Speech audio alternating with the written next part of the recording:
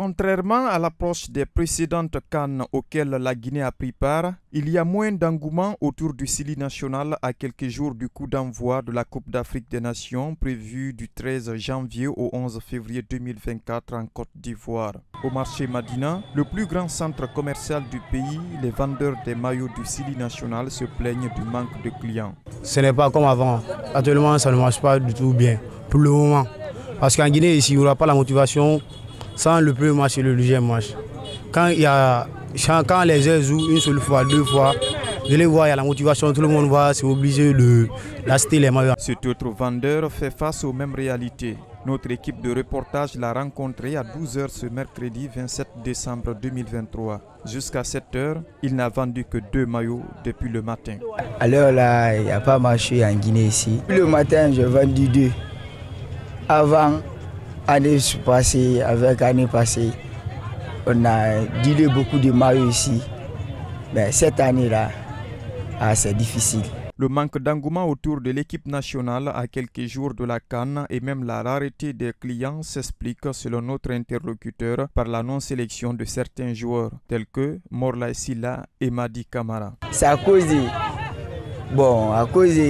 notre entraîneur Kaba Diawara, parce qu'il y a beaucoup qui sont critiqués Kaba Diawara. Pourquoi il n'est pas sélectionné Morlaye Sylla avec Mamoudou Camara?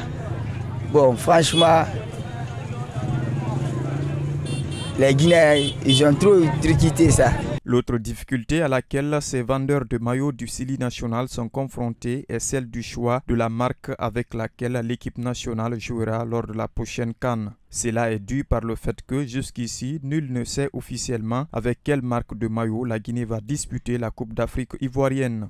Il y a d'autres qui demandent pour moi. Et pourtant, les Puma, on peut retrouver ça au niveau des maillots originaux, pas au niveau des locales. Vous voyez, local là, vous pouvez regarder comment c'est au niveau, c'est pas logique en fait quoi. Vous voyez, il y a un peu de difficulté. Outre le faible écoulement des maillots du Sili national, il y a aussi le désintéressement pour le moment des artistes chanteurs à la participation de la sélection nationale à la CAN 2023. Ce jeune manager d'artistes appelle tous à apporter son soutien à l'équipe nationale. Il a déjà, lui, fait chanter un de ses artistes un morceau pour le Sili en guise de soutien. Nous demandons ici à tous et chacun de fournir un peu d'effort. Comme personnellement, je viens de dire tout à l'heure que je suis le manager d'un artiste. Nous venons ici de réaliser un clip.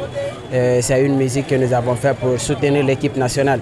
Pour ce journaliste, le manque d'engouement autour du Sili national pour cette CAN est la résultante de la crise qui continue d'agénier le football guinéen. Il appelle tous à s'entendre pour que le congrès électif du comité exécutif de la Fédération guinéenne de football puisse se tenir au mois de janvier prochain. Depuis 3 ans, on ne parle plus de développement, on ne parle plus d'infrastructure, on ne parle que de crise. À date, la Guinée n'a toujours pas un comité exécutif de la Fédération guinéenne de football. On interpelle tous ces acteurs du football guinéen de nous permettre à la date du 6 d'avoir un comité exécutif pour nous permettre d'aller non seulement à la Coupe d'Afrique des Nations, mais mettre l'ambiance dans la cité pour permettre à cette équipe d'être mieux accompagnée. Selon nos informations, le regroupement du Sili national commence ce jeudi 28 décembre 2023 à Conakry. La remise du drapeau par le président de la République est programmée le 29 suivant. L'équipe s'envolera le 30 du même mois pour Abu Dhabi où elle effectuera son stage. Logé dans le groupe C pour la CAN ivoirienne, le Sili national entrera en lice le 15 janvier contre